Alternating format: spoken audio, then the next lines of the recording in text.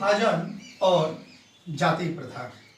यह कहानी जो है भीमराव अंबेडकर के द्वारा रचित है। किनके द्वारा रचित है? भीमराव अंबेडकर के द्वारा। परीक्षाओं में प्रश्न आता है इनका जन्म कब हुआ, तो ध्यान रखेंगे इनका जन्म जो है 14 अप्रैल 1891 ईस्वी में इनका जन्म हुआ है और निधन जो है इनका दिसंबर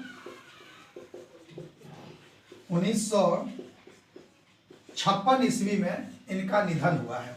ठीक है, ये दोनों आप याद रखेंगे। 14 अप्रैल 1891 में जन्म और निधन 1956 में दिसंबर महीना में इनका निधन हुआ था। इनकी प्रारंभिक शिक्षा दीक्षा जो है भारत में ही हुई। बाद में ये न्यूयॉर्क गए थे पढ़ने के लिए, फिर वहाँ से ये लंदन गए पढ़ने के लिए। इनके द्वारा जो एक बहुत फेमस कहानियाँ लिखी गई हैं वो है the caste in India. The caste in India, the caste in India इनकी ये फेमस कृति है, ये भाषण है जिसको कह सकते हैं आप। अच्छा, और भी इनके द्वारा जो प्रमुख लिखे गए हैं द अनटचेबल्स। क्या लिखे गए हैं? परीक्षा में बार प्रश्न पूछा है द अनटचेबल्स किनकी रचना है, तो याद रखेंगे ये डॉक्टर भीमराव अंबेडकर की रचना है। अच्छा, एक प्रश्न जो बार बार पूछा जाता है एनीहिलेशन ऑफ कास्ट,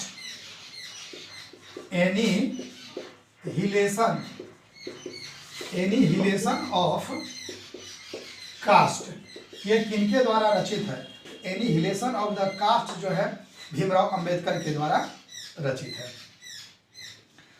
यह जो पाठ आपके पास है भीमराव अंबेडकर, यह एनीहिलेशन ऑफ कास्ट, श्रम विभाजन और जाति प्रथा, एनीहिलेशन ऑफ कास्ट जो इनके द्वारा प्रसिद्ध काव्य कृति लिखी गई है उसी से यह लिया गया है। कौन लिया गया है इससे? कौन सा पाठ लिया गया है? बहुत अच्छा। तो अब यह कह रहा है कि ये कहानी जो है मूल रूप में हम लोग को क्या दिखाता है, बस इसको आप समझ लेंगे तो आपके सारे प्रश्नों के उत्तर हो जाएंगे। यह आलेख हम लोग को यह दिखाता है कि जो मध्यम वर्गीय समाज में जो संस्कार थे वो संस्कार जाति प्रथा पर मानवीयता, नैसर्गिक न्याय, जाति प्रथा का विषमतापूर्ण सामाजिक आधार। विषमतापूर्ण सामाजिक आधार का अर्थ होता है कि जाति के आधार पर जब हम समाज को बांटते हैं तो समाज में बहुत सारी समस्याएं आती हैं। जाति के आधार पर समाज बांटने से समाज में क्या होगा? बहुत सारी हमारे पास समस्याएं आने लगती है। तो वो जो समस्याएं आती हैं जिसके कारण हमारा समाज में एक अस्वास्थ्यकर प्रवृत्ति का जन्म होता है, और अस्वास्थ्यकर प्रवृत्ति जब भी जन्म लेगा तब समाज में जो एकता है वह एकता धीरे धीरे नष्ट होने लगता है। इसी फीलिंग्स को इन्होंने श्रम विभाजन और जाति प्रथा के कहानी के में इसको स्पष्ट करने की इन्होंने कोशिश की है कि समाज में जो पढ़े लिखा जो वर्ग है वह मानता है कि जब हम कोई काम करते हैं या समाज में जब हम आगे बढ़ते हैं उसके लिए जाति प्रथा का होना अत्यंत आवश्यक है। किसके लिए? तो श्रम विभाजन के लिए जाति प्रथा का होना अत्यंत आवश्यक है।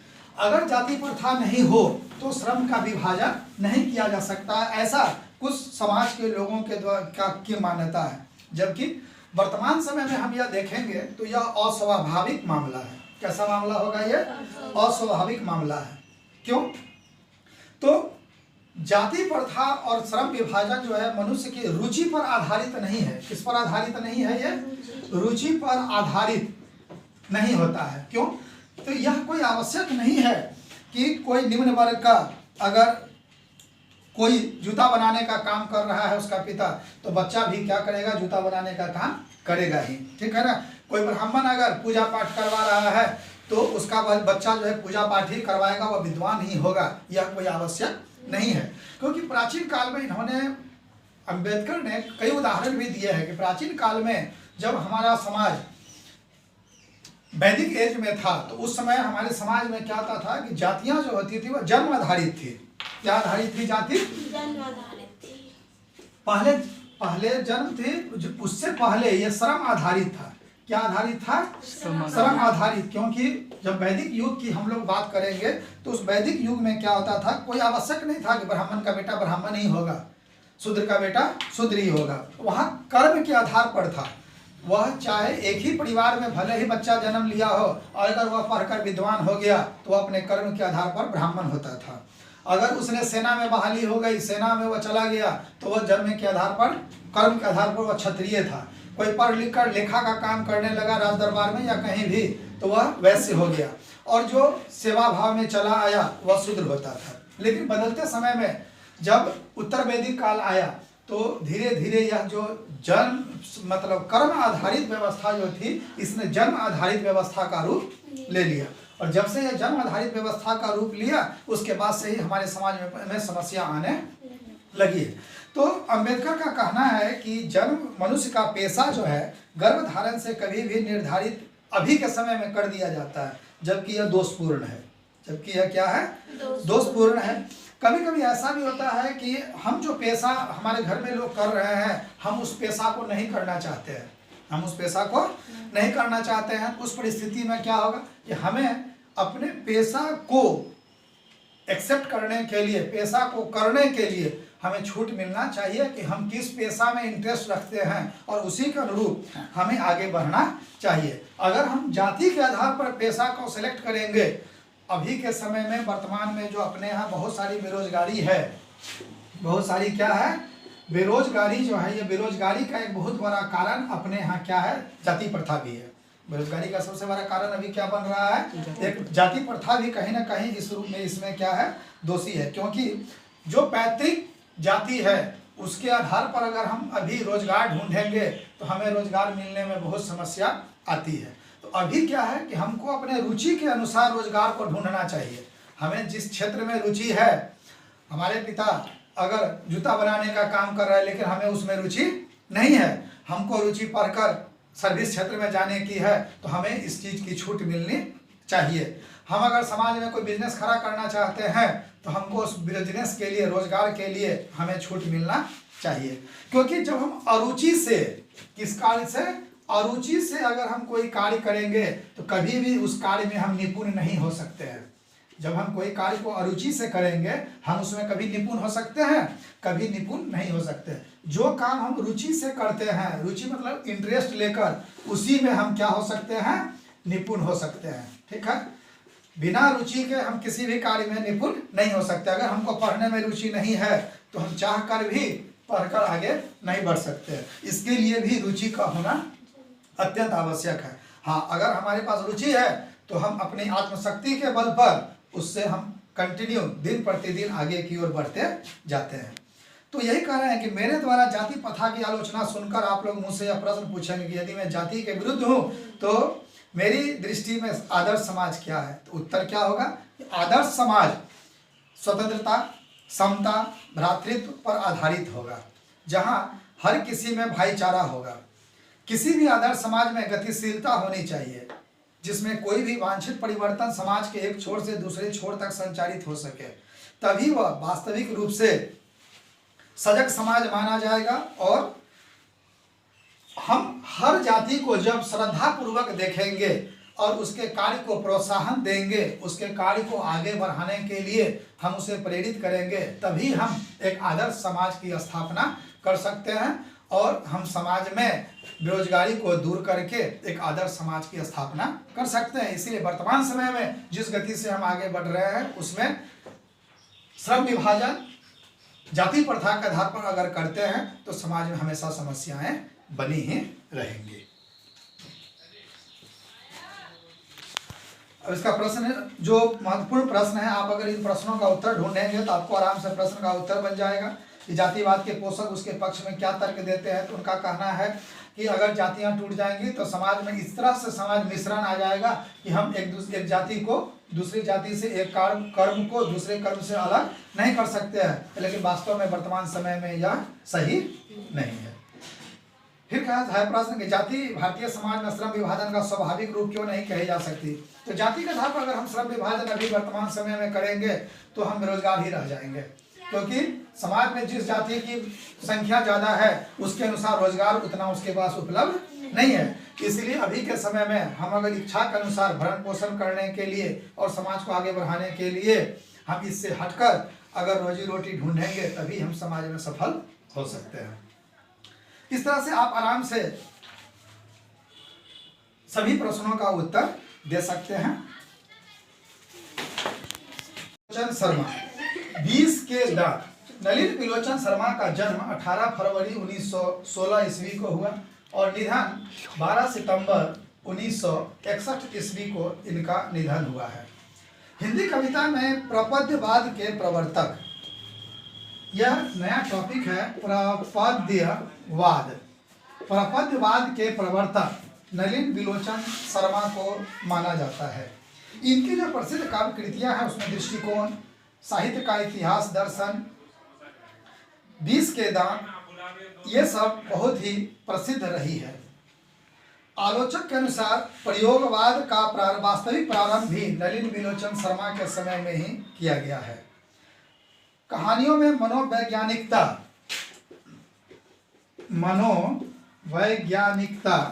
भी इन्हीं की कविताओं के बाद से, यानी इन्हीं की कहानियों के बाद से यह प्रारंभ हुआ है। 20 के दांत और अन्य कहानियां नामक यह संग्रह से ली गई है।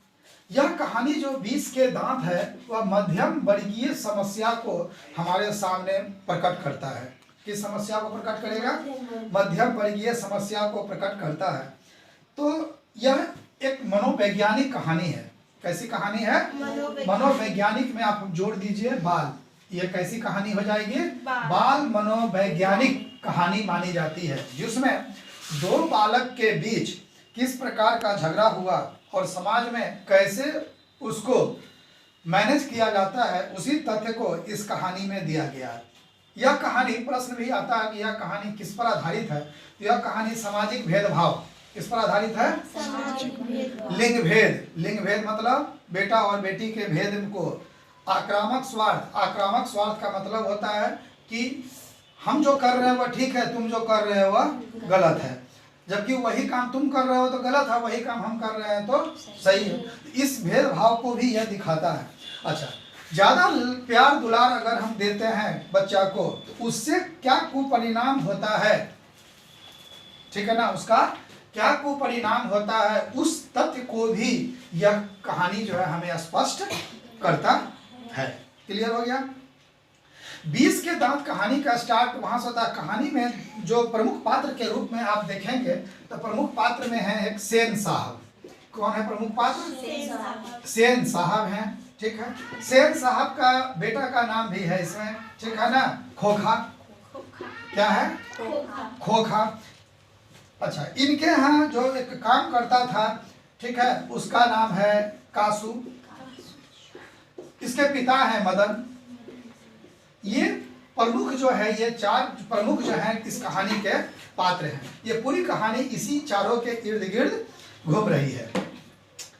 सेन साहब के प्रश्न आते हैं कि सेन साहब की कितनी लड़कियां थी? सेन साहब की 5 लड़कियां थी। सेन साहब की कितनी लड़कियां थी? 5 लड़कियां थी। और 5 लड़कियों के बाद कौन हुआ था? एक बेटा हुआ था जिसका नाम था खोखा। ये छठा था। क्लियर हो गया? परीक्षा में अगर पूछा जाता है कि सेन साहब की कितनी लड़कियां थी तो 5। सेन साहब के कुल कितने संतान थे? 6। दोनों प्रश्न समझ में आ जाएगा आपको। इसमें क्या था कि लड़कियां जो थी वह कठपुतलियां थी। कठपुतली प्रश्न भी आता है कि सेन साहब की लड़कियां जो थी वह कठपुतलियां थी। क्यों ऐसा आता है? इसलिए आता है कि कठपुतली कहने का अर्थ है कि जो अत्यंत अनुशासित जीवन को जीती हो, जिसको जैसे, ठीक है ना, नचाने वाला जैसे उसको नचाता है सिर्फ उतना ही वो नाच पाता है, उससे ज़्यादा वो कुछ भी नहीं कर पाता है। इनकी लड़कियां भी ऐसी ही थी, जो उनको कहा जाता था सिर्फ उतना ही करती थी, अन्यथा वो कोई कार्य और नहीं किया करती थी। तो लेकिन इनका जो बेटा खोखा था जस्ट इन 5 बेटियों के अपोजिट था। 5 बेटियों से क्या था? अपोजिट था। इनके दरवाजे पर एक चमचमाती कार थी। इनके दरवाजे पर क्या लगी हुई थी? चमचमाती कार थी। और उस कार को सबसे अधिक अगर प्रॉब्लम था तो वह किससे था? खोखा से था। ठीक है, अगर उस कार को कोई और छू दिया तो ये लोग मारने के लिए दौड़ते थे, डांटने के लिए दौड़ते थे। लेकिन उसी कार को अगर इनका बेटा तोड़ दे रहा है तो ये क्या दलील देते थे कि अरे ये तो इसमें अभी से ही जो है ना बड़ा आदमी बनने की जो है ना बनने का गुण है। यह उस तार के लाइट को तोड़कर उसके अंदर वो देखने की कोशिश कर रहा था कि क्या क्या यंत्र लगा हुआ है, ठीक है, बॉल है तो कैसे जल रहा है, वो इस चीज को दिखाने की कोशिश करता है। लेकिन उसी कार को अगर मदन कासू छू दिया तो उसने तो सेन साहब ने उसके पिता को बुलाकर कहा, तुम्हारा बेटा लुच्चा है, लफंगा है, उदंड है, इसको संभालो नहीं तो आगे चल के चोर बनेगा, डाकू बनेगा, ठीक है ना, डाका डालेगा, आदि आदि कहकर ये हमेशा उसे बेइज्जत किया कर सकते हैं। जब खोखा 5 साल का हो गया तो लोग कहते हैं उसे किंडरगार्टन स्कूल में भेजा, लेकिन अभी इंतजाम किया कि कारखाने का बढ़ई मिस्त्री 2-1 घंटे के लिए आएगा और वही पहले इसको ठीक ठाक करेगा, पहले इसको औजार चलाना जो है सिखा देगा। उसी के बाद एक घटना इसमें है, एक दिन का वाकया था कि ड्राइंग रूम में सेन साहब के कुछ दोस्त बैठे बातचीत कर रहे थे वहाँ पर, ठीक है ना, वो कह रहे थे कि एक पत्रकार महोदय थे, उन्होंने पूछा कि तुम अपने बेटे को क्या बनवाओगे। जिन्होंने कहा मेरा बेटा तो इंजीनियर बनने वाला है, मेरा बेटा क्या होने वाला है, इंजीनियर बनने वाला है, यह जेंटलमैन इंजीनियर बनेगा। इस यह भी बातचीत चल ही रहे थे, तभी बाहर शोरगुल होने लगा।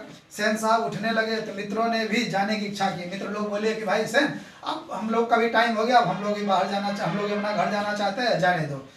बाहर सेन साहब का सॉफर एक औरत से उलझ रहा था। औरत के पास 5-6 साल का एक बच्चा खड़ा था, जिसे वो रोकने की कोशिश करती रही, क्योंकि बच्चा बार बार सोफर की ओर झपटता था, देख लो वो तोरा। सेन साहब को देखकर औरत डर गई। जब सेन साहब अंदर से बाहर आए तो उसको देखकर औरत डर गई। सोफर ने साहब की ओर बढ़कर अदब के साथ कहा, देखिए साहब, मदन जो है गाड़ी को छू रहा था। मदन क्या कर रहा था, गाड़ी को छू रहा था। गाड़ी गंदी हो जाती तो मैंने मना कर दिया। उसी पर जो है ये औरत आकर हमको उल्टा पुल्टा बोलना स्टार्ट कर दी है, ठीक है। मदन की माँ मदन को ले जाओ। सेन साहब क्या, मदन की माँ मदन को ले जाओ, देखना ऐसा हरकत ना करे, ठीक है ना। जबकि चोट मदन को ही लगी थी, क्योंकि उसका पैर फूट गया था और उसमें से वो खून निकल रहा था। किसने धक्का दिया था, ड्राइवर ने। किसने धक्का दिया था उसको, ड्राइवर ने धक्का दिया था। लेकिन वह चूंकि मामूली से किरानी का बेटा था, इसलिए ड्राइवर को भी साहस हो गया और उसने उसको धक्का देके गिरा दिया। इसी अभी ये चल ही रहा था कि गाड़ी के पीछे से खटखट की आवाज आई। लोग दौड़े उसके कि क्या हो रहा है गाड़ी में। तो सबने देखा खोखा को गोद में लेकर वो मुस्कुरा रहे थे और डांट रहे थे। लेकिन तब तक में क्या हो चुका था, तो उसके मित्र का जो बैक लाइट होता है गाड़ी में, उस लाल वाली लाइट को उसने तोड़ दिया था, ठीक है ना। तोड़कर तो ये बताएगा, देखिए ना, ये तो उसके अंदर खोजने की कोशिश करता है कि हो क्या रहा है उसके अंदर, बलवा का लाइट किधर से आ रहा है, वो उसको जांच रहा था। जबकि उसी बात के छूने के लिए मदन को बहुत जोर से डांट लग चुकी थी। तो इस तरह सेन साहब के दोस्त लोग बेचारे हाथ थक के अपने कार की ओर गए। वो लोग कुछ समझ पाते तब तक में उन्होंने देखा कि उनका कार जो है पंचर हो चुका है। क्यों, तो खोखा ने उसका हवा निकाल दिया था, ठीक है ना। ड्राइवर जो है जरा दूसरे चक्कों को भी देख लो, पंप ले आकर हवा भर दो, हाँ कुर्सियाँ लॉन में लगवा दो, तब तक हम यहाँ बैठते हैं। इस प्रकार जो है काम तो कासू बाबू का ही मालूम पड़ता है। इधर उधर खेल रहे थे, सोफर ने बताया और पंप लाने चला गया। लास्ट में ये लोग जो है, जो दोस्त लोग थे, वो लोग वहाँ से चले गए। उन्होंने समझ लिया एकदम खोखा आने वाले समय में पक्का इंजीनियर बनेगा, हो सकता है वो डॉक्टर भी बन जाए, ठीक है, क्योंकि गाड़ी को अगर सुई देना सीख जाएगा चक्का में तो वो निश्चित रूपेण क्या बन जाएगा, डॉक्टर भी बन जाएगा। तत्काल तो वो इंजीनियरिंग सीख रहा है, ठीक है। तो सेन साहब जब अंदर आए तो उसके पिता था, ये जो पिता है इसका, वो थे गिरधारी लाल। कौन थे, गिरिधारी, है ना, गिरधारी लाल। इनके यहाँ ही क्लर्क का काम करते थे, इनकी फैक्ट्री में, सेन साहब के यहाँ। उन्होंने गिरधारी को समझाना स्टार्ट किया, देख गिरधारी समझ ले, ठीक है ना, तो और बेटा आजकल बहुत बदमाशी कर रहा है। जबकि उसका बेटा तो सिर्फ गाड़ी को छुआ था और इसके बेटे ने तो गाड़ी को तोड़ ही दिया था। फिर भी ये बोलता है, ड्राइवर जब डांटा था, ड्राइवर को मारने के लिए दौड़ा, संभल जाओ, ठीक है ना, अगर ऐसा हालत रहेगा तो बहुत प्रॉब्लम आएगा। परिणाम क्या हुआ उसका, जब गिरधारी लाल अपने मालिक से डांट सुनकर गया, अपने बच्चे को उसने खूब कूटा, ठीक है ना, अपने बच्चों को उसने क्या किया, खूब कूटा घर जाके, ठीक है ना। तो वो चूंकि उसी के जो क्वार्टर था गिरधारी लोग, मतलब इन लोगों के रहने के लिए जो कर्मचारियों के लिए क्वार्टर था, उसी क्वार्टर में वो लोग रहता था। उस क्वार्टर से खूब जोर जोर की आवाज आ रही थी, जोर जोर से लोग रो रहा था, बचाओ बचाओ करके, ठीक है ना। लेकिन उससे कोई फर्क इसको नहीं पड़ रहा था। माता सेन की नींद उचट गई मदन की कातर चिल्लाहट से, ठीक है ना, वो भी बकबक करके आने लगी। क्या कहती है, कमबख्त, कैसे कौवे की तरह चिल्ला रहा है, भिखमंगा कहीं का, खोखा की बराबरी करता फिरता है। और इस तरह मदन का जो है रोना बंद हो गया। चलो यहाँ तक मामला हो गया। दूसरे दिन की बात है, जब मदन जो है क्या कर रहा था, गली में लट्टू खेल रहा था। गली में क्या कर रहा था, लट्टू खेल रहा था। इधर से जो ये खोखा निकला थी, ये तो अपने बड़े आदमी का बेटा थी, समझता था बहुत काबिल है, पहुंचा लट्टू खेलने के लिए, ठीक है, बोला कि हम लट्टू खेलेंगे। बस वो जो मदन से जो वो लट्टू छीनने की कोशिश किया ना, मदन ने कहा ओ रुक। इसी पर एक टॉपिक आया है, ठीक है, हंस की जमात में, हंस जो है कौवों की जमात में शामिल होने के लिए ललक गया।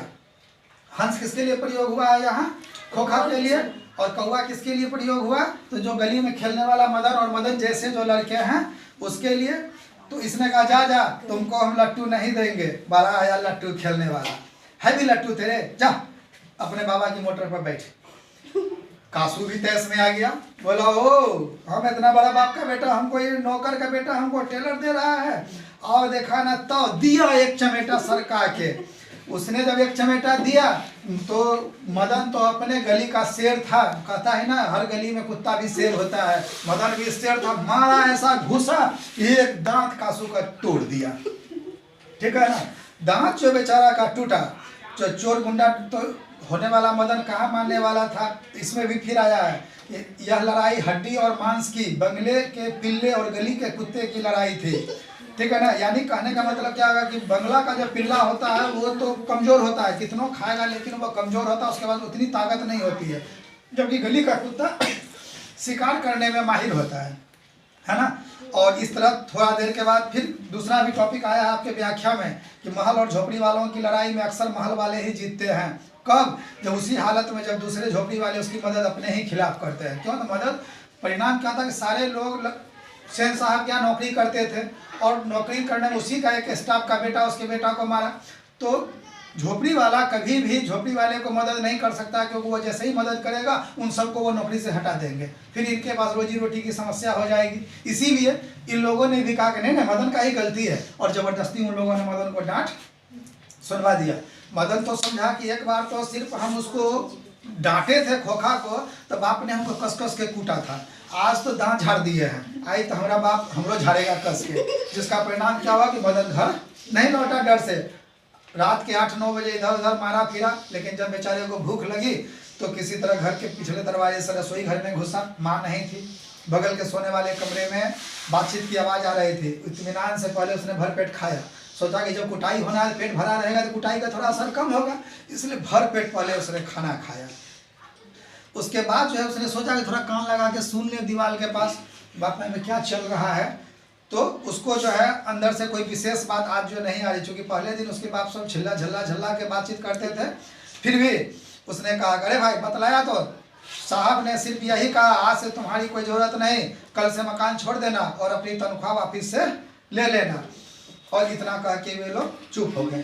इसी बीच मदन जो है सोचा कि चलो मामला थोड़ा भी नॉर्मल है, धीरे धीरे धीरे धीरे कान दबा के पैर दबा के जो है अपने घर में घुसा अंधेरे में, लेकिन तड़ाक से टन से वो लोटा गिरा, ठीक है ना। क्या गिरा, लोटा गिरा। लोटा जैसे ही गिरा होकर अम्मा लकीरें पकड़ रहे। जब मदन की ओर चौक कर घुमा और मार खाने की तैयारी में छाती को अपने हाथों से बांध कर खड़ा हो गया, छाती को अपने हाथों से बांधकर खड़ा हो गया। कब लगेगा कुटाई जोर जोर से, ठीक है ना। मगर गिरधर निसहाय निष्ठुरता के साथ मदन की ओर बढ़ा, धीरे धीरे बढ़ा।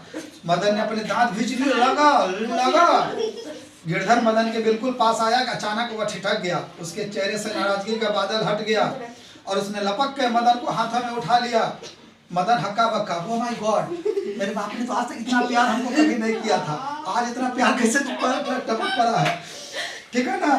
तो मदन को पच नहीं रहा था, इसको उल्टी होने वाला था ये प्यार, लेकिन तब तक में उसके बाप ने उसे प्यार से थोड़ा सहला दिया, ठीक है ना। बेपरवाही, उल्लास और गर्व के साथ बोल उठा और मदन ने उसे कहा वाह मेरा लाल, वाह मेरे बेटे, तुमने तो आज गजब कर दिया। क्या गजब किया, शाबाश बेटा, एक तेरा बाप है और तूने तो अबे खोखा के दो दो दांत तोड़ डाले, तेरे बाप ने आज तक ऐसा कुछ नहीं किया था। उल्टा सेन साहब से गाली सुनता रहा, डांट सुनता रहा, लेकिन जवाब में कुछ नहीं दे पाया। लेकिन बार मेरे शेर, तुमने उसके दो दांत मारकर झाड़ दिए। तुम ऐसे ही काम करते हो, ठीक है ना। तो इस प्रकार यह कहानी जिस बाल मनोवैज्ञानिक पर आधारित कहानी है। कहानी का शीर्षक इसीलिए 20 के दांत दिया गया है। 20 का दांत कहने का अर्थ है कि समाज में यह पॉइजनस सबस्टांस जो समाज में प्रॉब्लम क्रिएट करता है, उसी चीज को दिखाने के लिए इस कहानी का नाम 20 के दांत दिया गया है। तो खोखा किन मामलों में अपवाद था?